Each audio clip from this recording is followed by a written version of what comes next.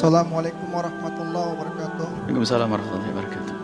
Buya, gimana jika suatu negara tidak berhukum dengan hukum Allah? Apakah berdosa masyarakat yang sekitar negara itu? Baik. Terima kasih. Pertamanya masalah hukum. Sebuah negara tidak menjalankan hukum Allah.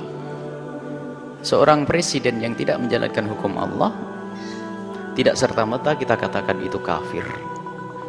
Ada 3 ayat Al-Quran, "Man lam yahkum bima anzalallahu faulaika humul kafirun, faulaika humul fasikun, faulaika humudz zalimun." Yang kafirun ini hanya berlaku bagi siapa? Seorang presiden atau seorang pemimpin yang tidak menjalankan hukum Islam lalu berkata ini lebih bagus dari hukum Islam, kafir dia. Tapi seorang pemimpin yang menjalankan hukum yang bukan hukum Islam, tapi dia tetap mengakui Islam adalah hukum yang paling bagus karena saya sudah terjerat dalam sistem, dia dosa, masuk di situ tidak mau merubah. Itulah orang fasik. Waduh, tidak enak jadi presiden langsung fasik berarti. Nah. Tapi kita tidak seperti sebagian orang langsung kafir. Kafir itu keyakinan, nggak bisa begitu. Kita tidak mengatakan presiden kita kafir atau siapa kafir selagi mereka mengatakan hukum Islam adalah hukum yang paling bagus. Atau dia zalim kepada dirinya sendiri itu. Kalau dikatakan kafir tidak.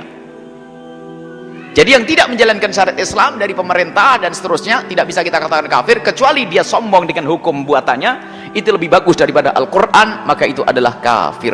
Ini lebih bagus daripada hukum Islam, itu kafir. Tapi kalau dia hanya menjalankan karena sudah ada kayak begitu, dia susah untuk merubah. Sementara dia namanya pemimpin, mampu dia. Hanya karena dia takut kalau saya membuat perubahan, ada pergolakan, nanti saya turun. Lah ini mempertahankan, ini fasik dia. Sepanjang dia nongkrong di situ dosa, tapi tidak kafir. Kalau dia mati didoakan bisa saja masuk surga nanti. Nah, makanya sebagian orang mengatakan kafir ini ada aturannya dalam mengkafirkan seseorang ini. Tapi jelas salah. Dia seorang, makanya repot nih. Jadi pemimpin di negeri yang hukumnya tidak Islam itu memang kalau tidak kita lepas dari kekafiran, kalau dia tidak membuat perubahan maka dia masuk dalam kefasikan. Ya semoga Allah memberikan hidayah kepada semuanya.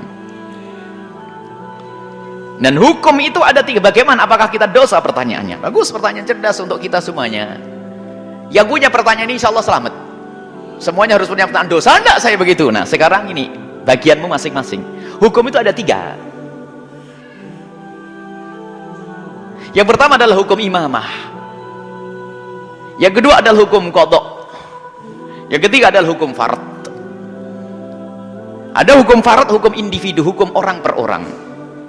Yang kedua hukum qadha, yang ketiga adalah hukum imamah. Ada hukum imamah, hukum ini yang bisa memberlakukan hanya pemimpin saja. Kita tidak bisa menegakkannya.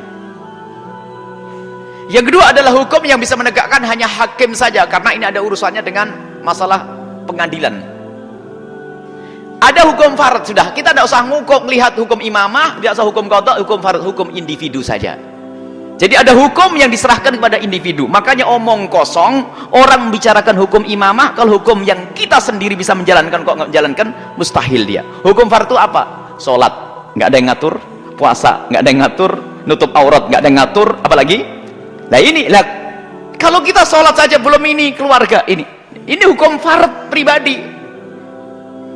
Oh, dia ngatur keluarganya saja belum beres, bicara tentang agama, Allahu Akbar, negara Islam, khilafah segala macam atau macam-macam.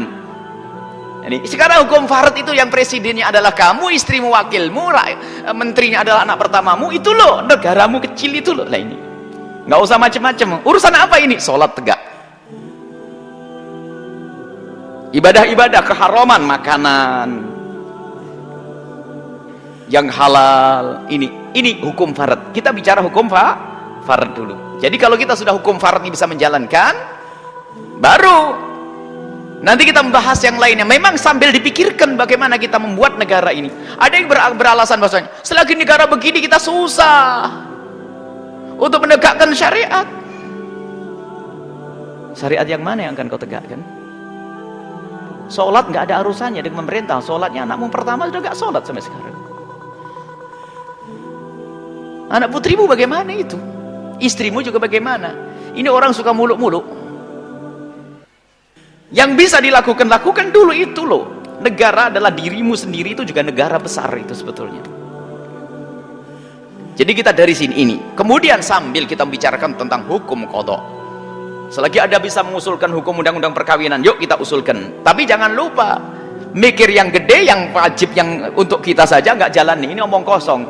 Kalau dia mengatakan ngangkat bendera la ilaha illallah, tapi sholatnya nggak mau kemana dia itu? Jihad, Allahu Akbar, negakkan syariat Islam. Sholat ndak ente tadi? Ndak. Lu mau kemana ente? Bohong, dusta ini. Syariat Islam di dalam dirimu sendiri kau tak bisa, bagaimana menegakkan syariat Islam yang besar? Memang ini tugas bersama. Adapun bagaimana hukum imamah, kita harus punya usulan. Kalau engkau menjadi DPR-nya, kau harus punya usulan, harus berjuang di situ. Lah, kalau engkau sudah berjuang, biarpun tidak berhasil, selamat. Saya sebagai rakyat mengusulkan orang yang bisa memperjuangkan itu semua, harus ada gerakan. Tapi jangan sampai nunggu negara Islam lalu tidak sholat. Ini sudah keblinger orang itu. Ini kan hukum di Indonesia kan riba semuanya ini. Bagaimana nih riba? Ini kalau negara nggak dirubah nggak? Riba itu pilihan. Ente mau nyebur atau enggak gitu saja. Banyak orang nggak urusan dengan riba. Kok nyalahkan negara? Ini orang bakal gampang nyalain orang itu. Kan kita bisa cari selamat. Saya berurusan dengan yang tidak ada ribanya, bisa. Apalagi? Ayo, mau alasan apa lagi? Hukum imamah itu sangat sedikit. Menegakkan hukum had perzinaan imam. Sekali lagi tidak ada imam, tidak ada hukum cambuk, nggak ada. Tapi hukum imamah ini buah daripada hukum pribadi. Lah kok bisa berzina itu kotor di mana anakmu? Kan pertanyaannya rumah tangga itu nanti. Nggak usah bicara gede-gede itu. Hukum imamah adalah menyeru peperangan, mengadakan perdamaian, kemudian menegakkan hukum bunuh, cambuk, segala macam, itu hukum imamah. Baik, ini adalah hukum imamah, hukumnya imam. Tidak boleh kita menyeru perang kecuali kita imam.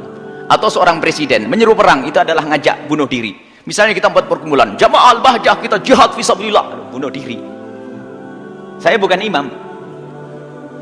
Maka yang berhak menentukan adalah imam. Hukum imamah. Hukum qada adalah masalah persengketaan. Ini hukum qada. Nggak bisa urusan pribadi, harus diangkat ke mahkamah, perceraian dan seterusnya ini. Nah, ini adalah aturan. Ini dengan kita memahami tiga model hukum ini mudah bagi kita. Tetap kita memperjuangkan hukum syariat Islam.